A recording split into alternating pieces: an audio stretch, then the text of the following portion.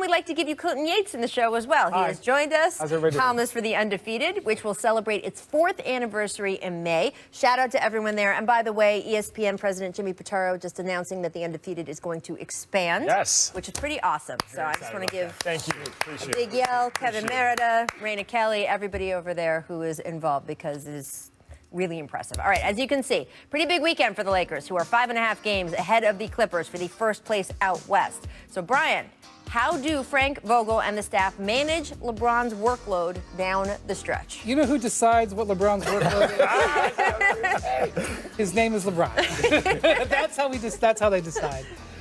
He likes to play. He doesn't want to sit out games. He has had that groin injury act up a few times.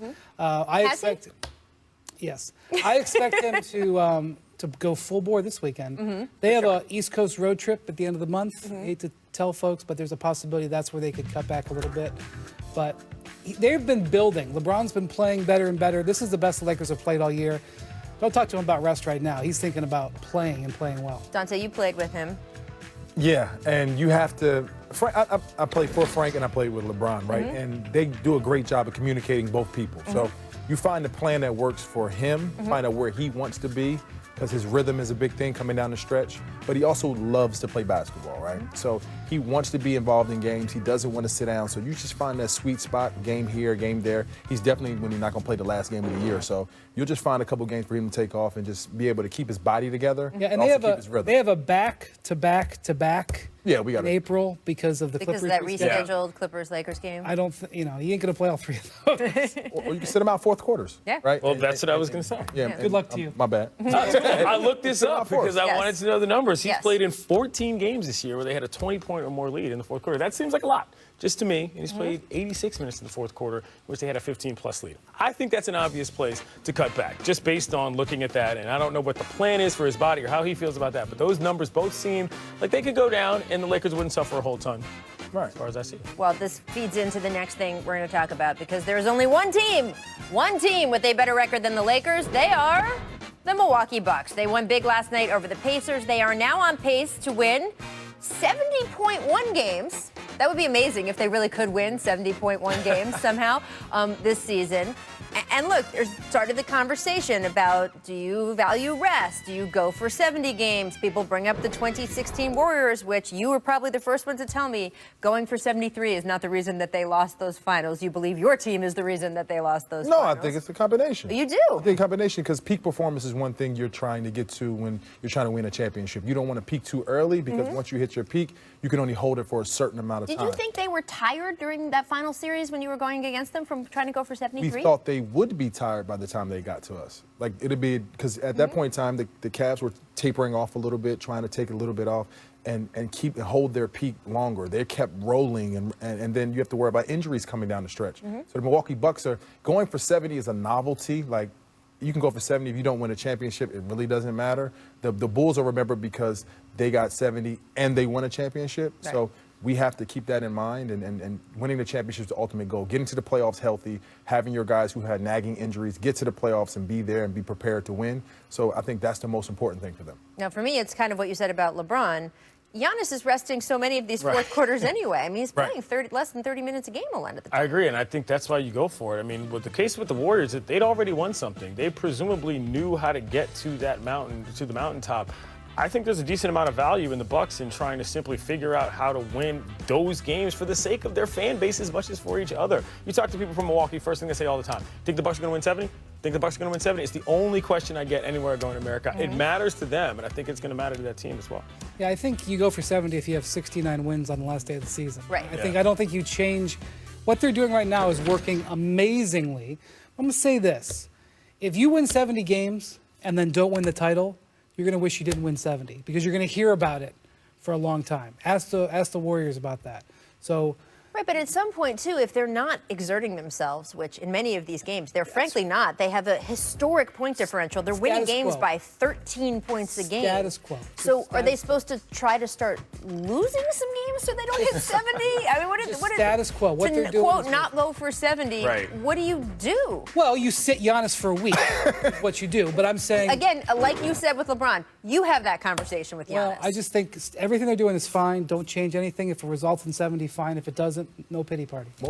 I want to check. important. Yeah, go ahead. Most important thing is to get the number 1 seed overall. Yes. Right? Got 'Cause it. you don't Yes. want to come on a Lakers That's field happening. Yep. or a Clippers court Yep. for the first game of the NBA Finals if you get there. So getting the number 1 seed is They've, their goal, they, not they've set. got a 4-game lead. Ding, and ding, if- ding. they've That got is the winner comment of the day. They've got a 4-game lead, and if they win tomorrow, Yes. it'll be a 6-game lead essentially because they get the tiebreaker. Yes, absolutely. All right, I do want to check in on my favorite playoff race going. Yep, there we go. Horsies! Race for the 8th spot out west.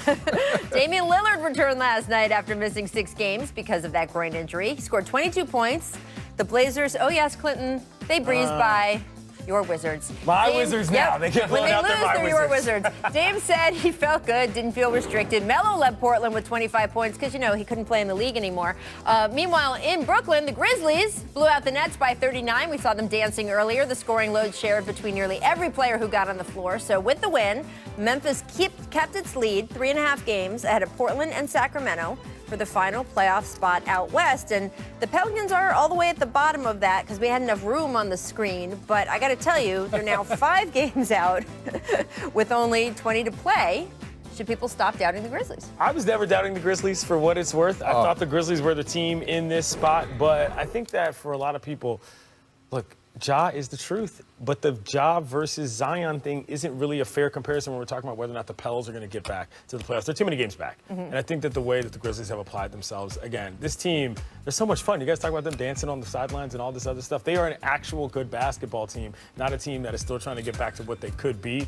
I think the Grizzlies are going to take this, and I don't think it's going to be that close for probably those 2 teams on the outside. They had a 4-game lead at the All-Star break. They came out of the All-Star break and had some injuries and lost 5 in a row. That was reason to doubt them. They lost 5 in a row. Guess what? They've got a 3.5-game lead. They lost no ground with that losing streak, and that was just because the teams behind them didn't take advantage of it. And the Blazers, they had injury to Lillard, but look where they are now. They're in a great situation. Dante, the Pelicans do play some of those teams above them, so they will have the chance to try to create those windows from. So the Grizzlies schedule. have the 2nd hardest schedule in the NBA going forward and the hardest in the West. I'm more worried about that Portland Trailblazers team who has veterans, who have people that want to prove something, who have a dangerous guy who's moved mountains before in Damian Lillard. Like that's a team that could do some damage as an 8 seed. I think the Grizzlies, if they get in as an 8 seed, they'll be happy to be there with that young core. Won't have any experience to be able to pull off a first-round victory or make somebody nervous. But I think the Portland Trailblazers would be the team that you kind of don't want to see as an 8 seed because they have a go-to guy that can take over a series by himself. I could deal with a little Melo LeBron first-round series, That'd though. be fine. I think that could be fine. Can we have a DC moment, a Yes. DC area moment here? There is one team in NBA history that with 20 games to go, being 5 games back, made it into the NBA playoffs. Do you know what team that was? I do not. Those were your 1996 Washington Bullets. Didn't they lose that series by a total of 8 We're not points? talking about that, Clinton. Coming up, we will discuss where this rookie-sophomore class compares with the all-time greatest back-to-back draft classes of all time. This is going to be fun. Wait till you see these lists. And here's what the Jump recommends for today. This is on ESPN.com and the app. Check out our NFL, NBA, and NFL, any predictions. Sure. NBA predictions, I'm sure there's NFL predictions. Where will Tom Brady go? Everything is available on that ESPN app. Everything you could possibly